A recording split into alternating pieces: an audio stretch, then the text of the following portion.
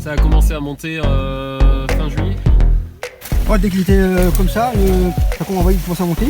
Ouais. Et où il a vraiment pris de l'ampleur, c'est moi c'est juillet, ouais. Juillet. Là, dès qu'il y a eu les chaleurs. De toute façon, ça a vraiment besoin de chaleur, donc globalement les parcelles en juillet ont vraiment monté. Et ce qui est intéressant, c'est que les feuilles elles sont restées larges partout. Ouais. Il commence à jaunir, je sais pas si le fait qu'il manque de lumière ou. Oui, il y a le manque de lumière, puis c'est les feuilles du bas, ça reste, c'est pas trop gênant. Parce qu'en haut, on voit bien, parce que là, c'est bien développé, ça va jusqu'au 19 juillet, tu vois. Qui commence à monter. Il était à ce niveau-là à peu près. De toute façon, on voit, plus les maïs sont hauts, plus le rangail est haut. Il suit vraiment le maïs, il va systématiquement en haut. Et on voit bien, il monte. Mais là, c'est encore mieux là. Ah non, mais là, c'est.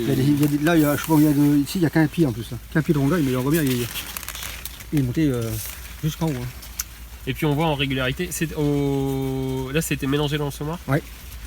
Parce que, c'est vraiment homogène. Si vous faites la S144, vous pouvez pas faire le mélange vous-même. On pourrait l'imaginer. Après, pour l'année prochaine, c'est trop tôt, mais on pourrait imaginer des semences toutes mélangées au maïs. Après, l'avantage, c'est que si vous semez à 80 000, c'est une dose de chaque. C'est une dose de rangail et une dose de maïs.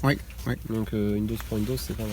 Mais quand on a un trou, par contre le rangail il monte moins, faut qu'il cherche où aller. Faut qu'il cherche, par contre du coup il a des feuilles qui sont toujours un peu plus larges. Quand il y a vraiment une exposition au soleil, la lumière. Les feuilles s'élargissent. La tige a encore grossi, c'est un truc de fou. Elle grossit de jour en jour. Ah non, ça fait une belle parcelle effectivement. Et du coup, est-ce que vous pouvez nous rappeler l'itinéraire technique dont vous avez discuté tout à l'heure? Donc en date de semis, ça a été semé. Donc le métal a été récolté le 16 mai. Il y a un épandage de lisier, renfermé au déchômeur à pas de doigts, à 7-8 cm. Et avant de semer, je défonce à 20-25, toujours au pas de doigts. Et après je sème en combiné. Au monograine. Oui. 80-80 et des herbages Mercantor, c'est quasiment aussi tout. Et fertilisation avant le métail? Il y a eu un peu de fumier. Et avant le semis du maïs? Et que de lisier de porc, 140 unités de portée. D'accord. On disait plus le résidu du métail, ça fait un peu plus de 140-160 unités d'azote peut-être au pied. Plus du coup phosphore et potasse. Mais en besoin, c'est vu le froid, c'est ce qu'il faut. De toute façon, pour un 18 tonnes de mètre à sèche, c'est 140 unités déjà. Donc, là, c'est l'objectif de la parcelle, c'est 18 tonnes. Là. Non, mais c'est dense, c'est beau, c'est possible. Mais je pense que le SMI, moi, comme tu disais, 80 000, c'est quand même le top. Et il y a une bonne régularité, c'est quand même. Mais là, on le voit, c'est mal.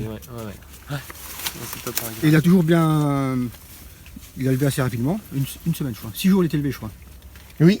Parce que j'ai envoyé des photos. La blab était à 2 feuilles et le maïs pointait. Et d'accord, il est sorti avant. Et sur toutes les parcelles qu'on a mis, il a réagi comme ça. Même le semi précoce. La blab sort avant. Sort avant. Et les corbeaux le mangent pas. Oui. C'est très positif. Mais là ils se sont pas attaqués au maïs. Si, ils sont attaqués un peu au maïs. Un petit peu dans le bas, mais pas beaucoup, mais un petit peu quand même. Ok. Donc c'est la première année pour vous? Oui, c'est la première année, oui. D'accord. Elle est concluante. Donc affaire à suivre. À renouveler plus. Je pense qu'il a pas la totalité, mais après il faut faire attention aux parcellaires. Une parcelle froide, il faut peut-être pas le mettre dedans. Il faut des sols qui se réchauffent. Après, quand on est sur des semis au 20 mai, globalement, en température, on est déjà mieux, mais il faut des sols, faut une terre réchauffée. Il faut qu'elle soit stabilisée à 11 ou 12 degrés dans le sol, c'est sûr. Après, je pense que le semis simplifié que tu fais depuis des années, ça aide quand même à. Ah bah déjà, il y a une bonne structure de sol. De sol, oui. Tu vois bien. C'est meuble. Et il n'y avait pas de résistance particulière, il n'y avait pas de liseron, il n'y avait pas d'infestation, plantes. Non, puis après métal, c'est quasiment toujours propre. Ouais, d'accord. Ok. Ah non, la parcelle est propre, elle est. Et là, en termes de sol, c'est quoi comme parcelle? Bah, c'est sol profond aussi. Ouais, d'accord. Limon, Limon et en dessous, c'est que l'argile. Ouais, ok. Mais bien sûr, on n'est pas irrigué. Limoneur. Ah non, c'est drainé. C'est drainé, c'est le contraire. C'est ça. Donc en TCS depuis 15 ans, c'est ça? Depuis 15 ans, oui. Ok. Travail superficiel. Et juste pour le maïs, c'est soulevé à 25 pour que le maïs s'enracine bien. D'accord. Mais toute la matière organique reste en surface. Même une prairie, cette année j'ai fait un après RJI, je n'ai pas fait de glyphosate. J'ai cassé des chômeurs à disque, après j'ai mené mon fumier lisier, et après je suis descendu à 25 pareil. Et le maïs, il est aussi bon, nickel, il n'y a pas de différence. Mm. On a réussi à Tunishing à griller le RJI. Donc là, l'investissement pour le rongail va être largement rentabilisé. Ah oui, parce que le surcoût n'est pas énorme. 90 € de l'hectare à peu près en semences. Si vous avez mis 80 000 de rongail, vous êtes à peu près à 90 € de l'hectare de semences. Donc en plus le risque n'est pas énorme, on reste à 80 000 en maïs. Donc le risque n'est pas énorme. D'habitude vous semez combien en maïs? Je suis à 95, 100, plutôt 100. Donc vous avez fait une petite économie sur la semence de maïs. Ouais. Donc, ouais. Pour vous, c'est l'investissement 90 €, c'est là quand vous voyez le C'était résultat. pas un gros. Ah non, c'était. C'est un bon pari. C'est un bon pari, ouais. Et donc là, c'est pour les bovins. Pour les bovins, ouais. À voir les après, vaches Ok. la valeur, quoi. Et puis, Donc après, on va voir, on va faire des analyses, donc on va voir la valeur. Et puis on va voir aussi si c'est un effet santé sur les bovins. D'accord, ok. Ouais, c'est très possible à partir du moment où on a une alimentation qui est mieux équilibrée. Normalement, ça devrait ça joue. Et donc pour l'instant, vous utilisez encore du soja. Oui. Donc l'idée, c'est d'aller petit à petit vers l'autonomie avec ça, quoi. Ah oui, de diminuer les quantités, oui. Ouais, ok. Après, tout dépend des valeurs qu'on va avoir à l'analyse. Normalement, on devrait quand même gagner.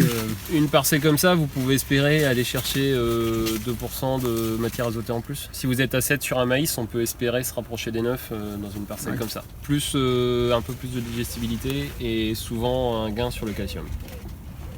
Ouais. Tout ça sans perdre en énergie. C'est dans des parcelles comme ça, on devrait avoir tout ça sur l'analyse. Et réduction des écarts PDIN, PDI aussi. Mais plus facile à équilibrer. Et t'as de l'amidon, t'as des beaux épis aussi. Donc, ça n'a pas pénalisé le maïs. Ça va jouer. Pénaliser le maïs. Ça n'a pas pénalisé le maïs. Parce qu'on a quand même de beaux épis quand même. Et pourtant, on n'a pas eu plus d'eau que ça cet été. Et rempli jusqu'au bout, tu vois. Ouais.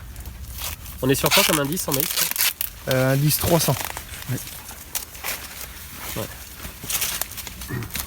On a quand même de beaux épis, Super, plante tropicale avec plante tropicale, quoi. Ouais, c'est ça, exactement. En Bretagne, venez en Bretagne, il fait chaud. C'est le bénéfice du réchauffement climatique.